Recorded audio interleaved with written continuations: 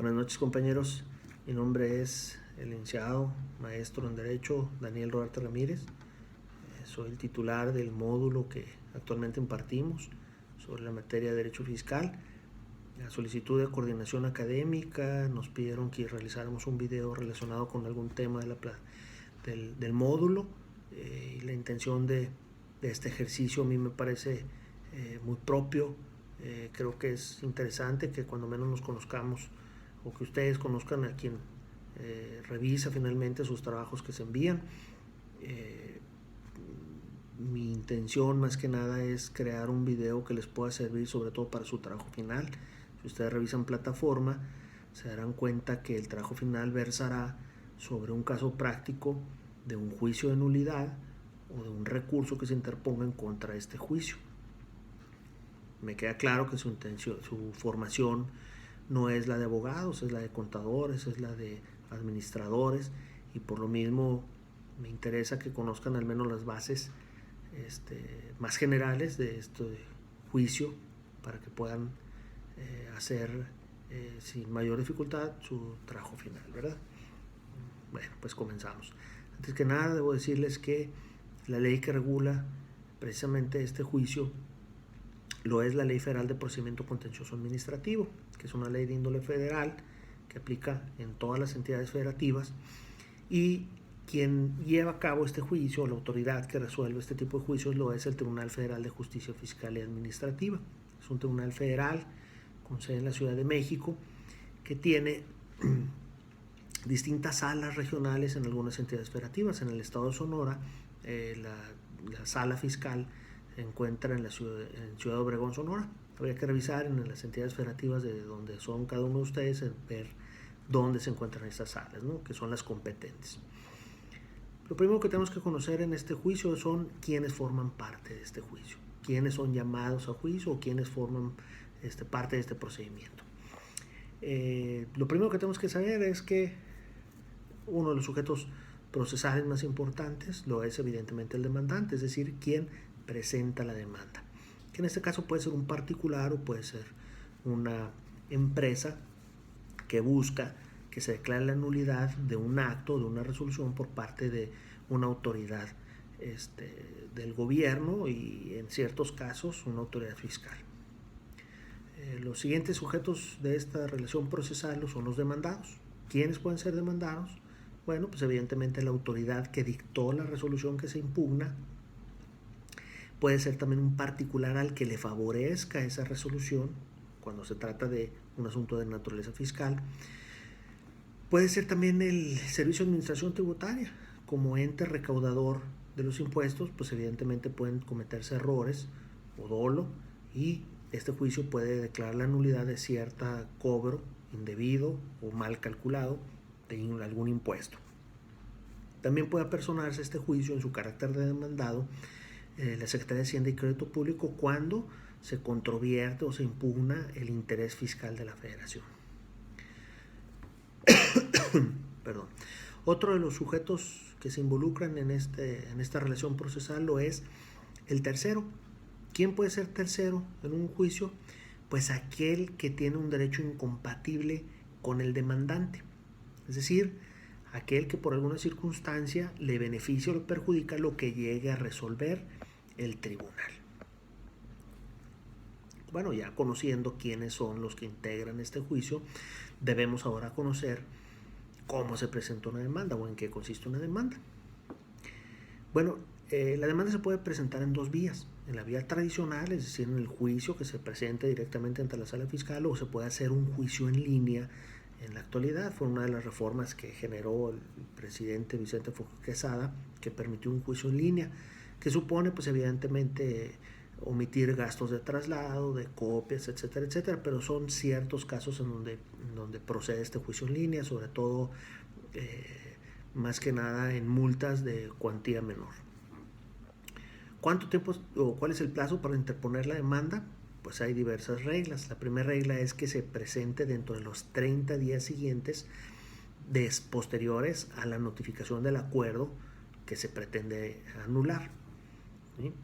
O si se impugna una ley o un decreto, pues 30 días después de que se promulga esa ley o se emite ese acuerdo por parte del Ejecutivo.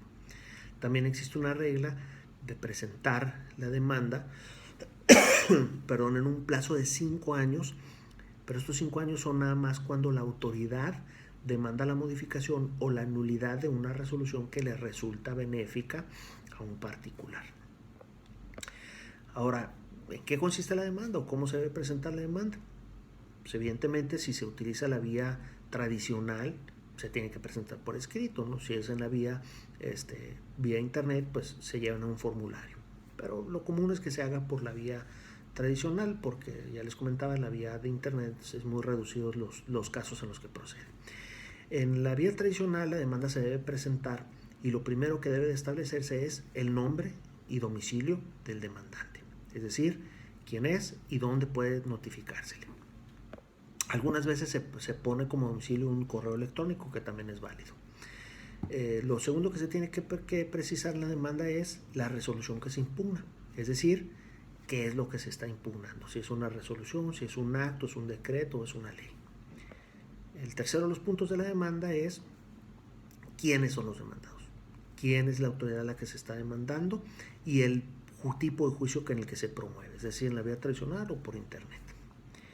Posteriormente se tienen que precisar los hechos de la demanda, es decir, los antecedentes históricos que llevaron al particular a presentar esa demanda. ¿Cuáles son estos hechos históricos? Pues bueno, tendrá que hacerse una relatoría, una historia de qué es lo que se está impugnando, cuándo se notificó, qué efectos tuvo, etcétera, etcétera. Posteriormente se presentan las pruebas que se van a ofrecer. Por lo regular se ofrecen pruebas documentales. En materia fiscal no se ofrece la confesional, difícilmente la testimonial, porque pues se tratan de autoridades. Por lo regular en un juicio contencioso administrativo o un juicio de nulidad lo que se presentan son documentales como pruebas, documentales públicas, documentales privadas. Las documentales públicas pues, se relacionan en aquellas que son fedatadas ante un notario o expedidas por un funcionario público en el ejercicio de sus funciones, y las documentales privadas pues son simplemente copias que se anexan a la demanda. Un punto muy importante en este tipo de juicios lo constituyen los conceptos de impugnación, que son básicamente los argumentos con los cuales el demandante establece por qué en su juicio o en su pensamiento el acto es nulo.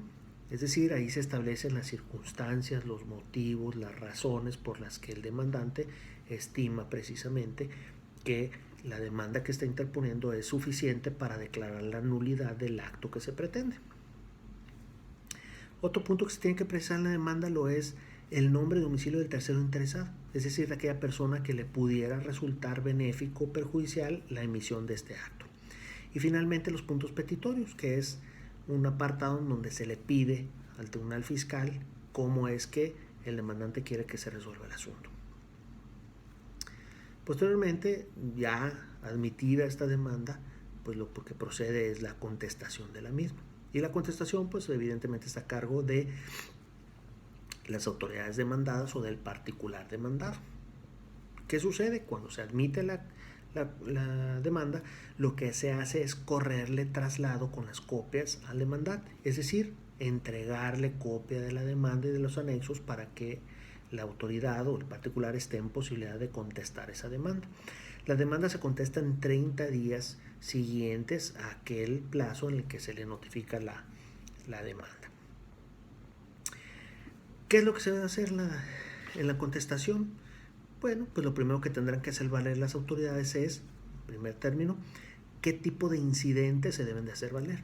Los incidentes no son otra cosa más que pequeños recursos, vamos a llamarlo así para que lo podamos comprender más fácilmente, que se tienen que hacer valer antes de llegar a la sentencia. En este caso se puede hacer valer un incidente de incompetencia cuando la autoridad considera que el tipo de juicio que se promueve no es de una competencia del tribunal. Puede ser que un demandante se equivoque y haga valer una acción civil o una acción administrativa cuando no se trata de una acción fiscal y se promueve la incompetencia. O puede solicitarse también una nulidad de notificaciones cuando la autoridad considera que el acto que se notificó pues es irregular. En segundo punto, el demandado deberá de establecer aquellas consideraciones por las que él cree que el juicio es improcedente o que debe declararse que no es procedente. Se va a referir también a los hechos de la demanda y tendrá que contestarlos si son ciertos o no.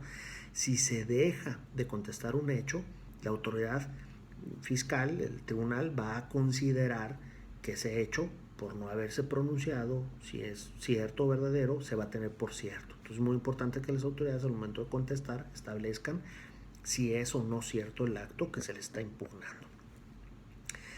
Tendrán que hacer valer también los argumentos por los que ellos consideran que los conceptos de impugnación del demandante son ineficaces, es decir, al igual que el demandado, el demandante tendrá que establecer cuáles son las razones, las circunstancias y los motivos por los que cree que ese juicio que se promueve pues no es fundado o será improcedente. Y así también tendrá la oportunidad de ofrecer las pruebas pertinentes. Cuando se ofrecen las pruebas se tendrán que precisar qué es lo que se pretende probar con cada uno de ellos. Básicamente es esta parte del inicio de un juicio contencioso. Evidentemente los tecnicismos y los procedimientos son abundantes, pero a mí lo que me interesa es de que sepan básicamente cómo se presenta, ante quién y qué ley lo regula. Yo los invito, compañeros, a que revisen esta ley, la Ley Federal de Procedimiento Contencioso Administrativo, y se apoyen en esta para poder comprender el caso práctico que deberán de presentar como proyecto final. Cualquier duda, comentario, pueden hacérmelo llegar por mensaje de plataforma, vía correo electrónico, y estoy a sus órdenes. Muchas gracias, buenas noches y espero sus trabajos. Muchas gracias, saludos.